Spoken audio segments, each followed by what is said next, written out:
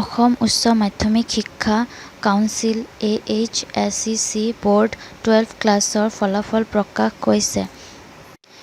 এই পৰীক্ষাটো 12 ফেব্ৰুৱাৰীৰ পৰা 14 মাৰ্চৰ মাজত অনুষ্ঠিত হৈছিল।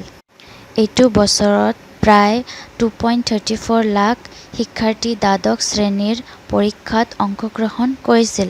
শিক্ষাৰ্থীসকলে সিহঁতৰ স্ক'ৰবোৰ অফিচিয়েল ৱেবছাইট www.ahsec.nic.in আৰু অন্যান্য ৱেবছাইটৰ নিচিনা www.assamresult.in, www.schools9.com, www.newsnation.in, www.newsstate.com। AHSEC class 12ৰ ফলাফল পাবলৈ ফ'ল' কৰিব পাৰিব। ষ্টেপ 1 চৰকাৰী ৱেবছাইট ahsec.in লৈ ভিজিট কৰিব। ষ্টেপ 2 অসম ব'ৰ্ড ক্লাছ 12ৰ ফলাফল ক্লিক কৰিব। ষ্টেপ 3 এটা নতুন উইণ্ড' আহিব স্ক্ৰীনত।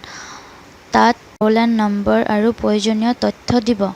ষ্টেপ 4 ছাবমিট ক্লিক কৰিব। ষ্টেপ 5 ৰিজাল্ট স্ক্ৰীনত ওচৰত থাকিব। ষ্টেপ 6 ভৱিষ্যতৰ ৰেফাৰেন্সৰ বাবে ৰিজাল্টটো ডাউনলোড কৰিব।